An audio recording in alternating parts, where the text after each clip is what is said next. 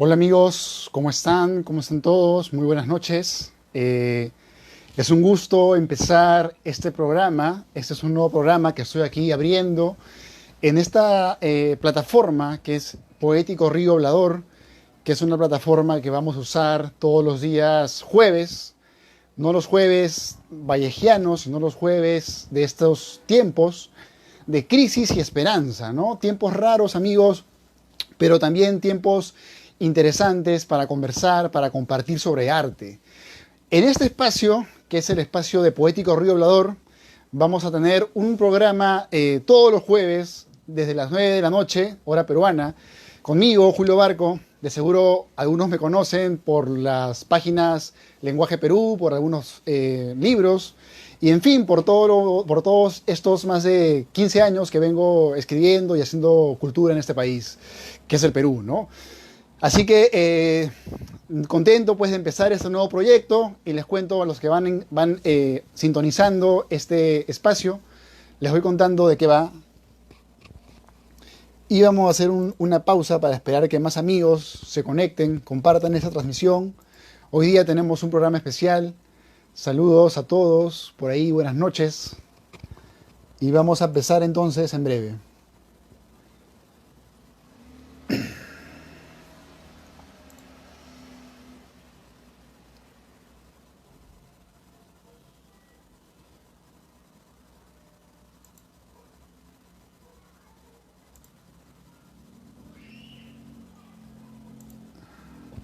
Entonces, amigos, como les contaba, con todos los que se conectan recién, yo soy Julio Barcos, soy un escritor acá del Perú, y este día vamos a usar esta jornada para conversar sobre literatura, para hablar sobre arte, poesía, que es un tema que a mí me apasiona desde hace muchos años. Yo vengo dedicándome a esto contra viento y marea, más por amor al propio arte que por recibir algún tipo de beneficio, que de repente el beneficio es simplemente continuar en esta labor que es crear, que es hacer poesía, que es de alguna forma participar en la cultura.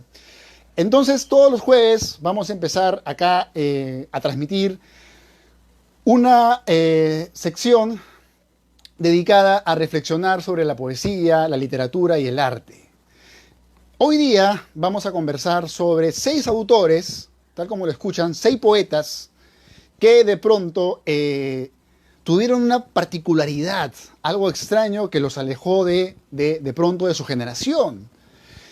Hoy día vamos a conversar sobre 6 autores que dejaron una huella muy fuerte en la poesía, pero con únicos o con pocos libros.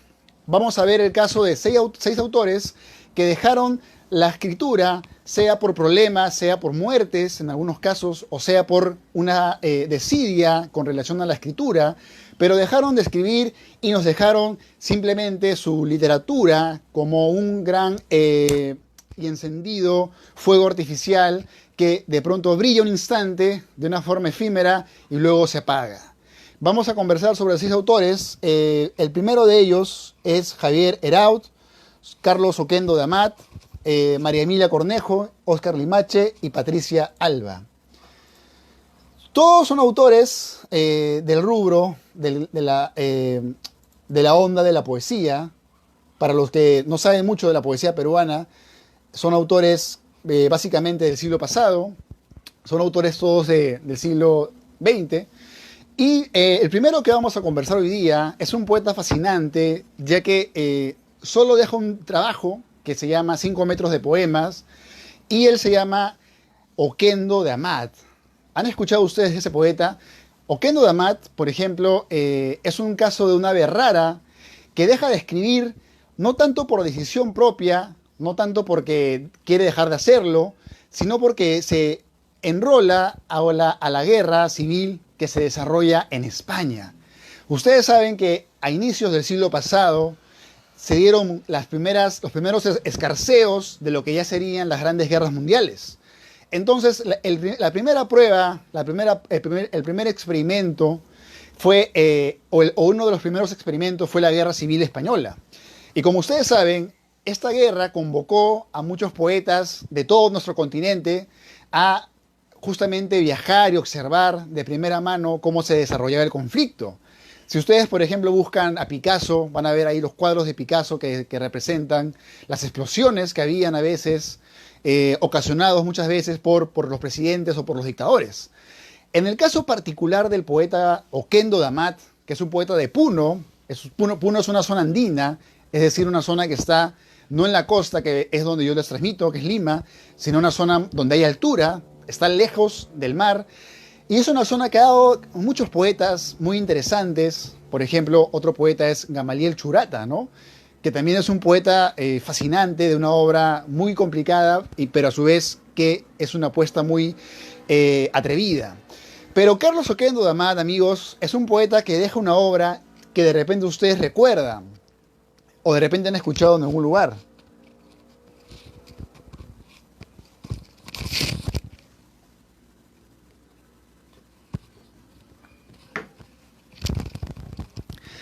El libro más conocido, amigos, de Carlos Oquendo de Amat, se llama 5 metros de poemas, ¿no? Y es un libro que, tal como se llama, tal como el título, tú lo abres y tiene una dimensión en cuanto a metros, en cuanto a libro objeto. Ok, o sea, el trabajo de Oquendo de Amat se inserta dentro de lo que podemos entender como la vanguardia, ¿cierto? El vanguardismo, que era una corriente justamente también de primeros albores del siglo pasado, que quería hacer algo muy, muy interesante, ¿no? Que quería combinar el arte y la vida, quería transformar la vida y hacer que el arte no solamente se quede en los museos o en las universidades. Así que van a aparecer poetas, por ejemplo, como los surrealistas, van a aparecer también, por ejemplo, los futuristas, los dadaístas y toda una serie de ismos. Y entre esos van a aparecer poetas como Carlos Oquendo de Amat o como Oquendo de Amat, del que hablamos ahora, que van a jugar con la idea del libro objeto. ¿Qué es un libro objeto? Un libro objeto, amigos, es un libro que tiene la capacidad de no solamente ser un libro con poemas, sino también es un libro que tiene dentro una forma diferente que lo hace ser bastante cercano al propio espíritu del libro, ¿no? En este caso, por ejemplo, 5 metros de poemas, el libro se abría como tal y todo el libro por dentro estaba construido con la atmósfera e influencia del cine, ¿no?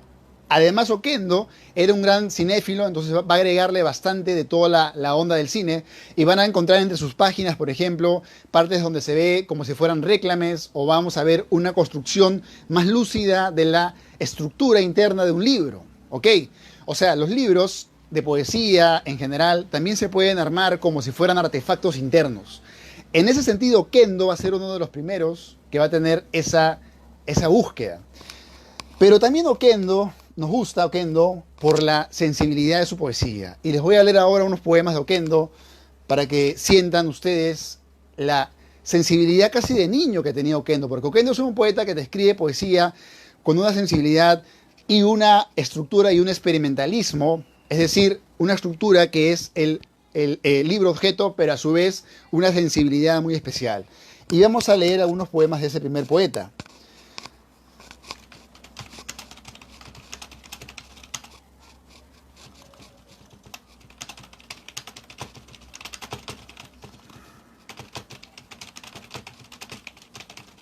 Entonces, mientras voy buscando por acá los poemas de Oquendo, como les digo, Oquendo deja solamente un libro que se llama 5 metros de poemas, porque luego él también viaja a la Guerra Civil Española y en esta guerra él lamentablemente muere, ¿no? Él, incluso nadie sabe dónde se encuentran sus restos.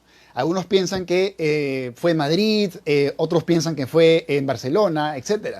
Entonces hay una duda sobre dónde se encuentra Oquendo. Lo que sabemos es que muere, como por ejemplo también muere en la Guerra Civil el poeta Lorca, ¿no? Lorca también muere en esta guerra justamente por Franco.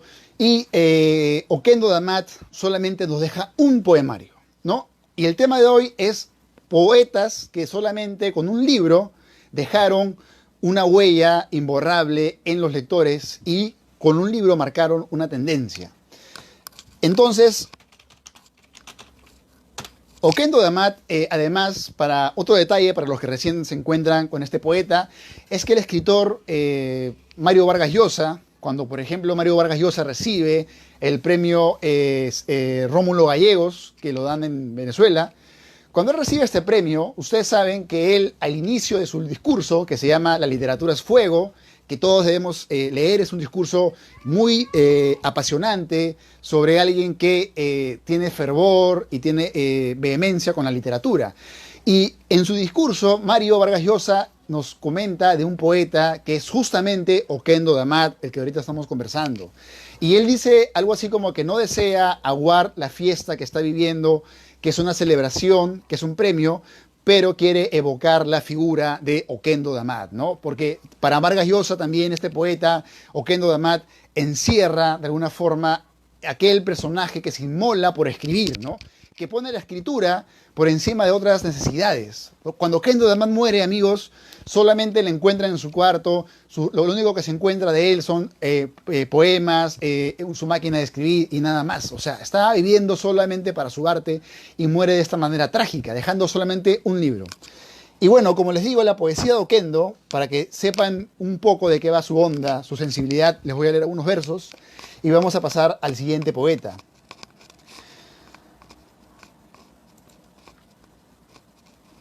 Ahora, yo estuve leyendo algo sobre Oquendo, por ejemplo, hay unas entrevistas que le hacen en Arequipa que son muy interesantes, ¿no? Porque cuando Oquendo publica este libro, 5 metros de poema, Oquendo causa una revolución, causa una moda también dentro de la poesía peruana, ¿no? Entonces, cuando él, por ejemplo, viaja a Arequipa, hay una anécdota que cuentan que él de pronto está en una habitación y llegan chicos y le dan papeles y le dicen, por favor, señor Oquendo, escríbanos unos metros más de poesía, ¿no? Y Oquendo ya no quiere escribir poesía, Oquendo ya está convencido de que su decisión política es la del comunismo, ojo con ese detalle, y entonces Oquendo ya va a dejar un poco la escritura poética para hacer algo más político. Sin embargo, cuando le dejan estos papeles a estos jóvenes, Oquendo se pone a escribir un ensayo sobre cine, ¿no? Entonces, hablamos de un personaje llamado Oquendo de Amat que tenía una cultura muy amplia, muy enriquecida, muy fecunda, que no solo se limitaba a la poesía, sino también, como les digo, a referentes como el cine, a referentes como por ejemplo la política, o como por ejemplo referentes de la propia modernidad, ¿no? Entonces vamos a leer algunos poemas de Oquendo.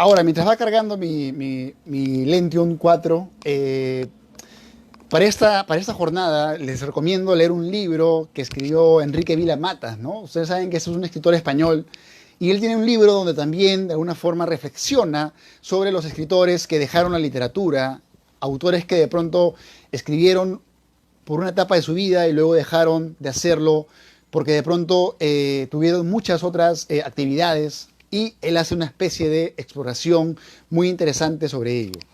Y bueno, a ver, les leo entonces algunos poemas de Oquendo. Igual les recomiendo que cuando ustedes lo lean, disfruten de la forma en la cual Oquendo pone los poemas. Él es un personaje, él es un artista que entiende la idea de Mallarmé, que era la de usar la página de una forma diferente a la que la métrica usualmente nos invita a manifestar. Y dice, por ejemplo, lo siguiente, ¿no? Tuve miedo y me regresé de la locura.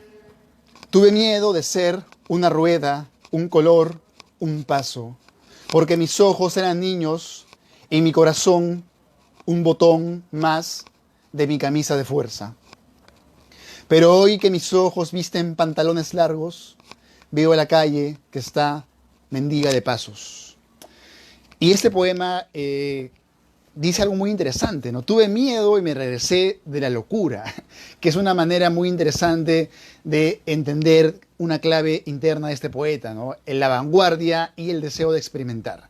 Entonces, con Oquendo de Amat terminamos el primer autor que solamente con un libro deja su huella en la literatura y en las letras de nuestro continente. Ahora vamos a pasar, amigos, con el siguiente autor, que es...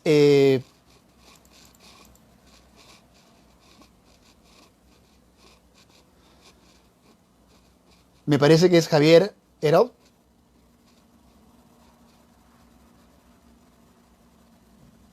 Sí, el siguiente poeta entonces que hoy día les voy a comentar se llama Javier Eraut y él deja de escribir no porque lo desea, no por una voluntad, no porque se aburre de la poesía, no porque leyó a Grombovich el ensayo contra los poetas y pensó que no debería escribir poesía porque era algo muy edulcorante y estaba fuera del razonamiento lógico contemporáneo con el cual vivimos en esta época capitalista. No, amigos, sino dejó de la poesía porque se enroló en el ejército de revolución de nuestro país. Javier Eraut es el típico caso del chico que al viajar a Cuba se emociona con la Revolución Cubana y al regresar a la patria, al regresar al Perú, desea también transformar mediante una revolución social este país, ¿no? Este país que, entre comillas, es un país independiente y libre, pero que sabemos que está dominado por el ejército y por los empresarios. Entonces, Javier Eraut lo que hace es meterse al Ejército de Liberación Nacional, que es un ejército que está buscando de una forma una guerrilla dentro de la Amazonía.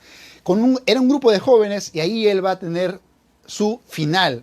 Él pierde la vida de una forma trágica, escapando de la autoridad con un amigo en una balsa. Justo él llegan a la selva. En la selva él se interna porque los policías que lo seguían descubren dónde se encontraba hospedado, así que él se interna en la selva y durante toda una noche permanece solo y luego sale a la ciudad y lo encuentran y él escapa con su amigo y en la balsa, cuando él alza el trapo blanco para explicar que estaba en paz, es acribillado, ¿no? Es acribillado y muere de una forma trágica con menos de 25 años y nos deja, sin embargo, una de las poesías de la generación del 60 más hermosas, simples, directas, tiernas, humanas que podamos encontrar, ¿no?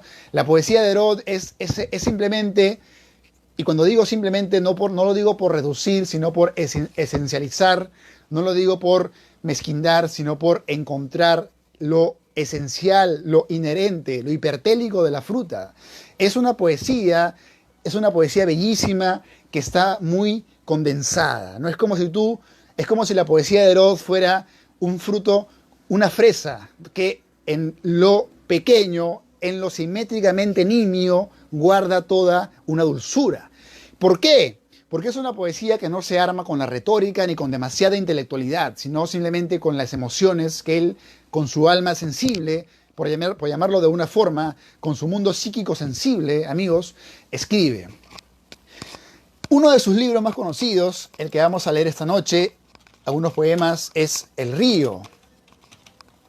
Y el río, bueno, esto que les conté sobre su muerte, ustedes pueden leerlo en el libro extraordinario que escribe su hermana, Cecilia Eraut, que es un libro que yo leí a los 16, 17 años, y ahí descubrí toda la vida de este poeta, que había sido una vida llena de poesía. Este poeta gana el premio Poeta Joven del Perú, junto a César Calvo, luego también pertenece a la generación del 60, con poetas como Marco Martos, Arturo Corcuera, Carmen Luz Bejarano, etc.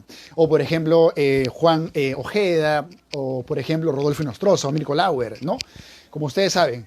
Entonces, Eraut es un poeta de una obra breve que deja su huella, pero no porque abandona la literatura como Rimbaud, por ejemplo, o Rimbaud, sino porque fallece. Yo creo que si Eraut seguiría vivo, hasta ahorita seguiría escribiendo poesía, porque la poesía es una forma de libertad que, a pesar de que acá no queremos pues prenderle una velita ni ponernos de rodillas, porque tampoco es una religiosidad, nos lleva a la libertad, nos lleva al conocimiento interno. Por ende, creo que Javier Eraut seguiría en la utopía, seguiría en la libertad, en la crítica, en la inteligencia. Entonces, amigos, les voy a leer algunos poemas de El río, que es uno de sus primeros poemas, que es un poema largo, donde Eraut nos habla de su sentimiento, que es el sentimiento de sentirte pues pleno, de sentirte total, desbordante. Es decir, ese río que somos, ese río que es la vida, ese devenir heracliano que es el cosmos que somos, de la muerte, de la vida a la muerte, de la muerte a la vida, y en ese devenir, ese río que es la vida, ese río que también está dentro de nuestra propia aventura de escribir. Acuérdense ustedes que este poema es el más conocido de este poeta que también deja la literatura, pero por un nefasto final, ¿no? Que es su tragedia, que es la forma en la cual él fallece, o es asesinado, para no decirlo con eufemismo. Y este poema dice lo siguiente, y tiene un epígrafe de Antonio Machado, ¿no? Que es un poeta que pertenece pues a una época donde estaban otros poetas como Unamuno, Juan Ramón Jiménez, ¿no? 98. Y dice lo siguiente, ¿no? La vida baja como un ancho río. Y les leo el poema de Herod. Yo soy un río, voy bajando por las piedras anchas, voy bajando por las rocas duras, por el sendero dibujado por el viento. Hay árboles a mi alrededor, sombreados por la lluvia. Yo soy un río, bajo cada vez más furiosamente, más violentamente bajo, cada vez que un puente me refleja en sus arcos. Yo soy un río, un río, un río cristalino en la mañana. A veces soy tierno y bondadoso. Me deslizo suavemente por los valles fértiles. Doy de beber miles de veces al ganado, a la gente dócil. Los niños se me acercan de día y de noche trémulos amantes apoyan sus ojos en los míos y hunden sus brazos en la oscuridad, en la oscura claridad de mis aguas fantasmales.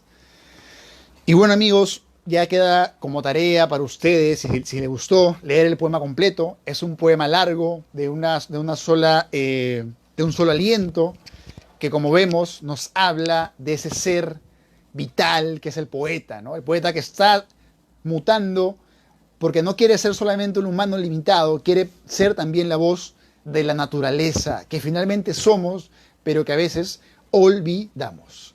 Entonces, amigos, Herod es un poeta que tenemos que leer y que también deja su estampa de manera muy precoz. El siguiente poeta que vamos a conversar hoy día, espero que entiendan un poco la dinámica de este programa, es una poeta. Es una poeta que se llama María Emilia Cornejo. Si Javier Herod fallece acribillado porque buscaba una revolución social, el joven era... de alguna forma tenía un ideal revolucionario. María Emilia Cornejo hace una revolución, pero una revolución del cuerpo, una revolución de la forma en la cual ella se expresa, ¿no? De pronto ella va a ser una voz femenina de la más interesante para su época, ya que va a mostrar ese lado que a veces se oculta o ese lado que a veces... es visto de una forma hipócrita por una sociedad que no acepta los placeres. Ella es la voz de la mujer que a veces es engañada, que pierde su virginidad, que tiene que enfrentarse a relaciones donde a veces hay infidelidades. Es una voz de una mujer que está viviendo la modernidad como tal y busca con la poesía su propia voz, su propio rostro o un espejo más real. Y les voy a leer algunos poemas, sobre todo el poema más conocido, que como ustedes saben se llama Soy la muchacha mala de la historia, ¿no? Que lo curioso de esta poeta es que esta poeta se suicida, amigos, se suicida muy joven, ¿no? Ella se arroja a la muerte, por decirlo de una forma poética, no sé, se arroja a las fauces de la muerte luego de tener una etapa muy depresiva. Ella vive muy cerca de donde yo vivo acá en el Agustino. Ella vive por el Mercado de Flores, que está como a media hora de acá. Y de pronto, me refiero pues a la época de 1970, ¿no? Estamos hablando de más o menos 50 años atrás, ¿no? Entonces, esta poeta muere joven y lo que pasa en sus amigos de la universidad es coger sus poemas que encontraron en algunas revistas o en algunos cuadernos que ella deja y lo publican con el nombre de A la mitad del camino recorrido, ¿no? Y este nombre, A la mitad del camino recorrido, es pues una recopilación póstuma que encierra sus mejores versos. Entonces, esta poeta deja de escribir poesía porque se suicida, ¿no? Y esta cosa es muy interesante, ¿no? Porque quiero mencionar también otros poetas que de pronto no voy a poder extenderme demasiado, pero solamente voy a dar sus nombres. Poetas que también mueren de la misma manera, ¿no? En nuestro país, por ejemplo, hay un poeta que ya hablaremos en algún momento, pero se llama José Mari Ricalde, ¿no? José Mari Ricalde deja un libro que se llama El libro del sol, y es un poeta tan loco que un día decide bañarse con gasolina y se prende fuego y muere rostizado. Y de esa manera se inmola este poeta. Entonces, hablamos también de que la poesía es un quehacer que a veces, o por ejemplo, otro poeta que recuerdo que también se suicida es Luis, este poeta Lucho Hernández, ¿no? Luis Hernández, que él era médico, pero escribía poesía y luego empezó a regalar sus libros o sea, él escribe 2 libros de poesía, queda incluso finalista en el concurso Premio Poeta Joven del Perú, queda mención honrosa, pero luego ya le importa poco publicar, le aburre la idea de publicar y todos sus libros los escribe con colores en cuadernos y los regala a sus amigos. Entonces toda su poesía la han encontrado críticos en la actualidad yendo a la casa de sus amigos y lo han publicado, ¿no? Con sus dibujos, porque él escribía con colores y tenía toda una onda. Él también, como María Emilia Cornejo, también él se arroja contra las vías de un tren. Entonces, María Emilia Cornejo pertenece un poco a esa senda de poetas que se inmolan, ¿no? Y bueno, de María Emilia Cornejo vamos a leer su poema más conocido, que es Yo soy la muchacha mala de la historia, ¿no? Para los que me siguen en mis otras exposiciones, se acordarán que hace unos días di un seminario dedicado a la poesía femenina peruana y hablé también de María Emilia Cornejo. Si quieren ustedes escuchar mi seminario, pueden poner en YouTube Julio Barco, seminario María Emilia Cornejo. Es uno que dura 40 minutos y donde abordo a esta poeta que muere muy joven, la abordo de una manera más quisquillosa, de una manera más amplia. Pero lo que les quería contar es que cuando yo hice esta transmisión, un amigo me dijo, pero ¿cómo puedes leer poesía femenina? Eso debe leerlo una mujer. Y yo veo que eso es un gran prejuicio. Si tú lees poesía, debes leer la poesía tal y como el poeta o la poeta lo escribió. Porque de esa manera logras entender la sensibilidad, logras entender pues la belleza o el tono que tenía impreso de alguna forma el autor. O sea, cuando leemos poesía, no leemos poesía para abrir más nuestra mente, para, como decía Cernuda, tener más ideas de las propias personalidades que están en la poesía atrapadas y que uno al leerla las libera, ¿no?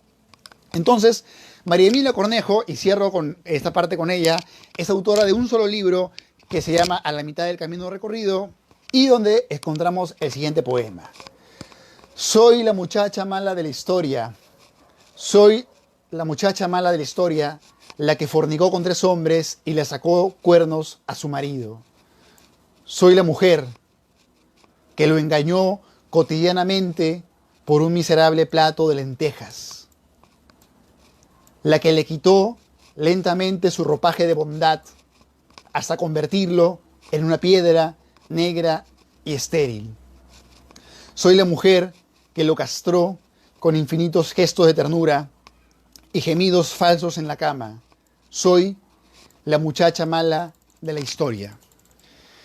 Y bueno, amigos, este poema que les acabo de leer es el poema más conocido, más antologado, más difundido, qué sé yo, que más se conoce de esta poeta, que es María Emilia Cornejo. Y como saben, si quieren saber más de María Emilia Cornejo, pongan en YouTube Julio Barco, María Emilia Cornejo, Seminarios, Lenguaje, Perú.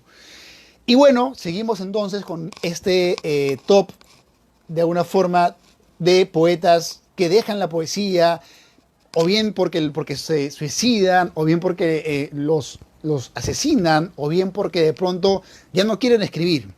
Y el siguiente poeta que vamos a ver, bueno, el siguiente poeta es Oscar Limache.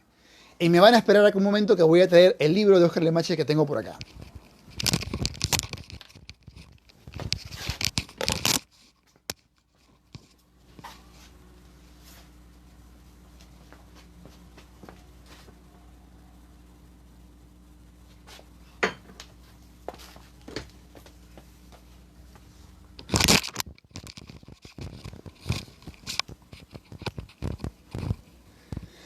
Bueno amigos, el siguiente poeta que vamos a ver se llama Oscar Limache, tal como está acá. Este librito, para los que no saben todavía, fue ganador del premio Copé. Y el premio Copé, para los que saben de premios en este país, es uno de los más prestigiosos, etcétera, etcétera, etcétera. Entonces, lo curioso es que este poeta, que tiene ese libro que yo lo leí también hace muchos años, pero es muy interesante a nivel de estructura y a nivel de el contenido de este libro, los autores que menciona, todos los ingredientes que usa para armar sus ideas y todo, son generosamente amplios. Lo que me agradó de primera mano, de primera lectura, porque me permitió saber que había bastante conocimiento detrás, lectura detrás. Bueno, de este autor podemos decir muy poco. Sabemos que tiene este libro, luego me parece que publicó traducciones brasileñas y me parece que publicó solamente un libro más. Hablamos de un autor que quedó también dentro de la obra única o la primera obra que deslumbra y luego ya no siguió produciendo. Ahora, la pregunta es, ¿eso es bueno o malo? ¿Eso tiene que ver con que hay más talento o menos talento? Yo personalmente creo que no, creo que es relativo. Creo que uno puede ser un escritor genial como Pessoa, escribiendo más de 100 libros, o como Dumas, o como Balzac, o como Shakespeare, o como Vallejo, o como Vargas Llosa, o como Víctor Hugo, o como García Márquez, etcétera, etcétera, etcétera, ¿no? O puede ser un autor genial con un solo libro, como Juan Rulfo y otros más. Entonces, Oscar Limache es autor de ese libro que se llama Viaje a la lengua del puercoespín, y les voy a leer unos poemas de este libro, uno corto para que sientan un poco la idea de este libro. En realidad es un libro muy, muy genial, miren, tiene dibujos incluso, tiene una poesía que me encanta porque juega con muchos registros, hay poemas cortos, poemas largos, poemas cultos, poemas graciosos.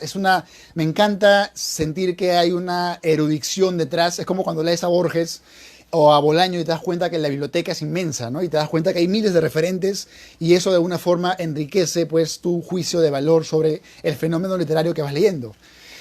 Y bueno, leeré el poema Roma. Dice: Roma, Roma, otros son ahora los centros del mundo, otros son también los caminos, pero siempre la búsqueda eterna de la ciudad perfecta. Bueno, es un poema breve de 4 líneas, y que de alguna forma captura esa frase de todos los caminos llegan a Roma. Además, la palabra Roma, si la volteas, es amor, así que me parece que es una buena metáfora para explicar estos devenires en el itinerario tanto de tu propia vida como también del amor, y hecho de una forma muy bella y muy sensible. Otro poeta que vamos a ver hoy día, que solamente con una obra ya dejó una senda interesante. Y terminamos entonces, amigos, la jornada de hoy con una poeta que se llama Patricia Alba.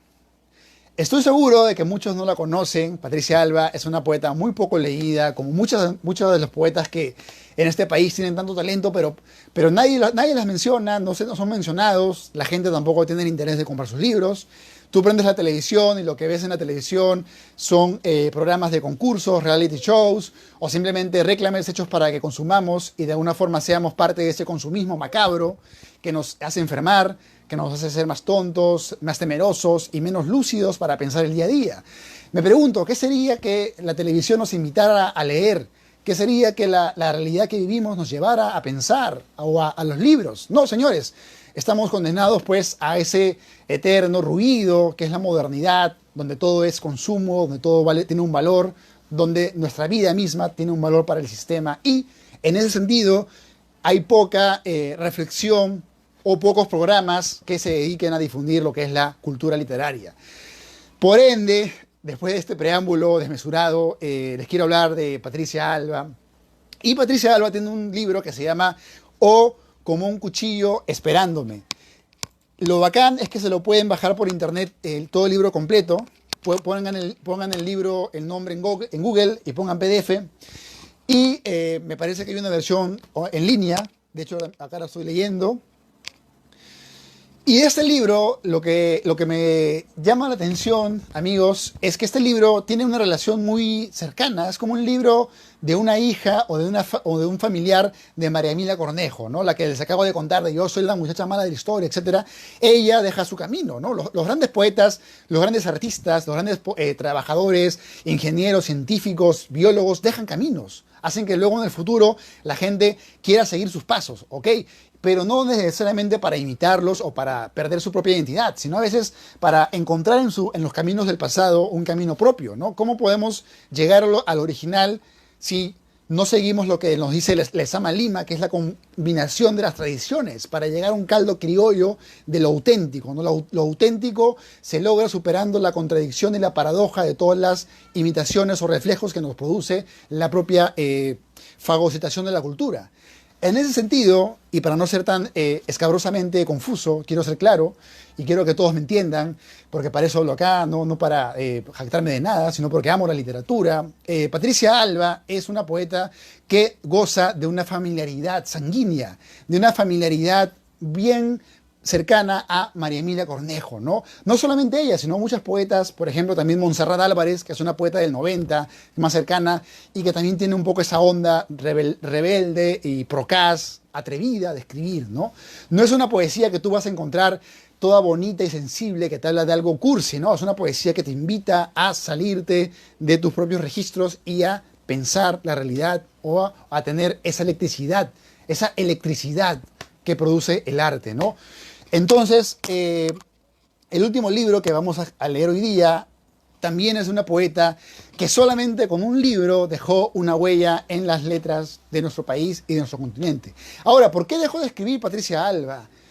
Si el primer autor, Oquendo Damad, que vimos, deja de escribir porque va a la guerra civil española y muere, Javier Herot deja de escribir porque lo asesina el Estado peruano porque quería él hacer una revolución. Si María Emilia Cornejo deja de escribir porque se suicida. Si Óscar Limache deja de escribir porque, se dedica más a lo académico y a la traducción y actualmente dicta talleres para el COPE, me parece. ¿Por qué deja de escribir la poeta Patricia Alba, que tiene tanto talento, amigos? Pues les voy a leer algunos poemas de ella y lo que yo escuché de una amiga que la conoció, que es cercana a ella, no es algo que es, digamos, sacado de un libro, sino de un comentario, pero se los cuento igual, porque ustedes saben que a veces la literatura también pasa por lo que nos comentamos sobre los autores y que no está, digamos, en lo académico, ¿no? Lo académico está estipulado de una forma, pero a veces el diálogo nos lleva, pues, a conocer cosas más interesantes de los autores, ¿no? Y lo que yo escuché en un diálogo es que Patricia Alba dejó de escribir porque había dejado de creer en la escritura, estaba más pensando en la cosa zen, pensando más en el silencio, en el vacío. Había dejado esta experiencia para entrar a una experiencia más mística, tal vez. Pero lo bonito, en todo caso, es que antes de abandonar la escritura, o de repente, quién sabe, aún sigue escribiendo, y de repente sale algún libro póstumo, o de repente nos sorprende con un poemario este año. Pero lo bonito es que nos dejó un libro muy interesante llamado O un cuchillo esperándome, ¿no? Bello título. O un cuchillo esperándome.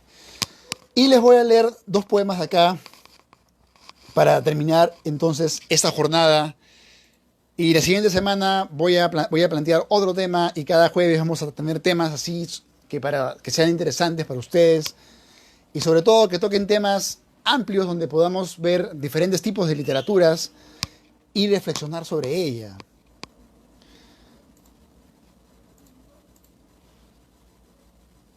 En la poesía de Patricia Alba vamos a encontrar mucho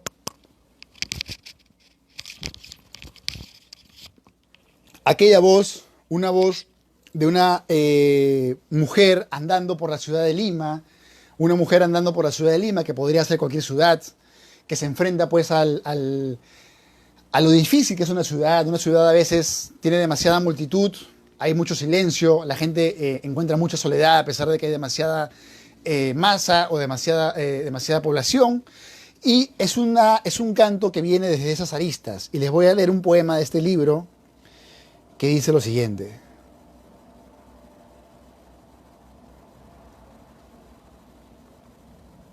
Paseo.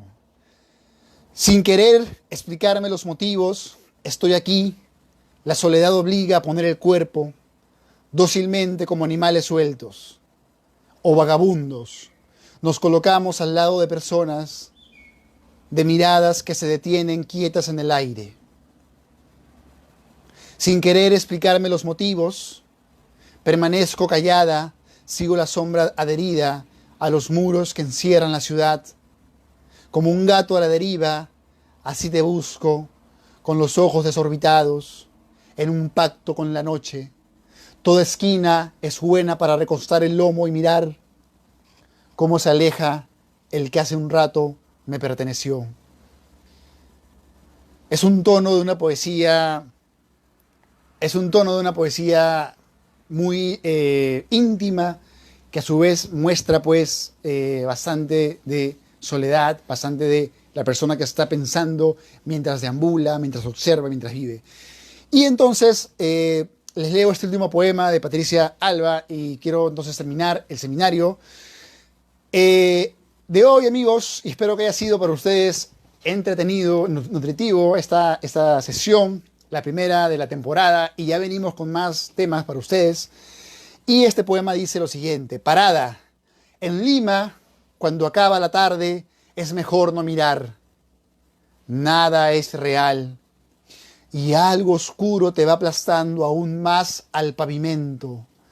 Así camines rodeada de carretillas, la hora es incierta, y a pesar de los cientos de focos que se encienden a lo largo, todo permanece igual.